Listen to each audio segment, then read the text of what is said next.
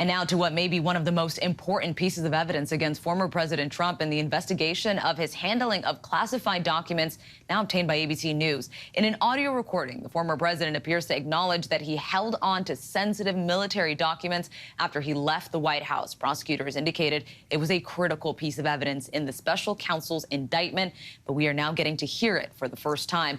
ABC News Chief Justice Correspondent Pierre Thomas has the latest. This morning, we're hearing former President Trump for the first time appearing to discuss having a classified document about attacking Iran and acknowledging how critically sensitive it is. You know, he said he wanted to attack Iran and what? These are the papers. This was done by the military, given to me. Audio obtained by ABC News involves a July 2021 conversation between Trump, members of his staff, and two researchers on a book that was being written by former White House Chief of Staff Mark Meadows. Here's Trump discussing a proposal from the chairman of the military's Joint Chiefs of Staff, Mark Milley. Well, with Milley, let me see that. I'll show you an example. He said that I wanted to attack Iran. Isn't it amazing? I have a big pile of papers. This thing just came up. Look. This was him. They presented me this. This is off the record, but they presented me this. This was him. This was the Defense Department and him. Wow. The audio, which is being publicly heard for the first time, is a critical piece of evidence for Special Counsel Jack Smith, because prosecutors believe it speaks to Trump's understanding about classified documents, including his knowledge that his power to control the secrets ended with his presidency. I think we can probably, right? I don't know. We'll have to see. Yeah, we'll have to try to figure out yeah. See, as president, I could have declassified. Yeah. Now I can't, but this is classified. Now we have a problem. You can hear right after Trump's apparent acknowledgement that the documents he's showing are classified, one unknown staffer appearing to immediately acknowledge something wrong with Trump sharing the documents in that setting, stating, quote, "We have a problem." And Trump acknowledging on the recording just how confidential the material is. This totally wins my case, Except it is like highly confidential, secret. This is secret information.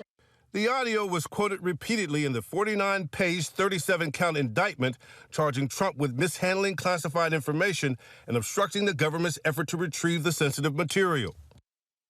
Trump has downplayed the tape and has maintained that he did nothing wrong. The special counsel is asking for a December trial date after the judge suggested August as a starting point. Mona?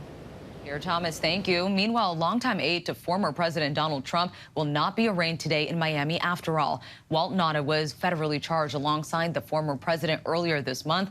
Nauta's lawyer reportedly told the judge his client's flight out of Newark Airport was canceled and they were unable to rebook him. His lawyer also said Nauta was unable to retain local counsel. The Trump aide's arraignment was a part of the classified documents case brought on by special counsel Jack Smith. He's facing 6 charges in the investigation into Trump's handling of classified documents. ABC News contributor and professor at the University of Baltimore School of Law, Kim Whaley, joins me now alongside with ABC News investigative reporter Olivia Rubin in Miami. Olivia, I'm going to start with you. Nauta did not enter a plea on the charges, which include conspiracy to obstruct justice and making false statements.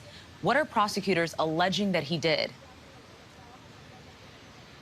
Well, Mona, as you laid out, a bit of a shock here in Florida with that aide to former President Donald Trump, who was charged alongside him, actually not showing up here in court to enter what we expect to believe to be a not guilty plea. And of course, what prosecutors allege here is that Nauta worked alongside the former president to sort of conceal those classified documents to prevent them from being turned back over. Now, he is not charged with the retention like the former president is. He is not charged with as many counts as the former president is. But what prosecutors sort of lay out here in this indictment is how Nauta allegedly, in some instances, moved boxes of classified records around Mar-a-Lago at the direction of the former president, specifically, prosecutors say, so that they could not be turned over, so that Trump's attorney could not search those documents and turn them back over to him when they were subpoenaed by the grand jury. So on top of that, they also say that Nauta then lied to investigators when he was questioned about those records, when he was questioned about those documents and what he knew and where the boxes had been. So he still needs to come down here. He is facing those charges to enter his plea as part of this case, Mona. All right. And Kim, do you think that Nada could see prison time? Very difficult to tell at this early stage whether he would actually serve prison time. He doesn't have, priors as far as we know, and the judge in this case will have the discretion under the sentencing guidelines for both Mr. Trump and Mr. Nada to have probation or no jail time, all the way to whatever the statutory maximums are, if in fact there is a conviction or a plea, frankly, in either of these cases. And given that, does he have any legal recourse here? Could this be appealed, for example? I'm sorry, I didn't get the question. I apologize. Oh, I was saying, is there any legal recourse that he has available? Could this be appealed? No, I mean, he's going to have to enter a plea, and it looks like the judge has run out of patience, has said, listen, your drop-dead date is July 6th to either plead guilty or not guilty. Apparently, he's having a hard time identifying local counsel, so he has a sort of a general lawyer, but you need to have someone that practices in the state of Florida. And then in addition, Mona, there's this whole separate series on classified documents handling that the judge is going to have to get through before there can be a trial. Olivia Rubin in Miami and Kim Whaley, thank you to you both. Hi, everyone. George Stephanopoulos here. Thanks for checking out the ABC News YouTube channel. If you'd like to get more videos, show highlights, and watch live event coverage, click on the right over here to subscribe to our channel. And don't forget to download the ABC News app for breaking news alerts. Thanks for watching.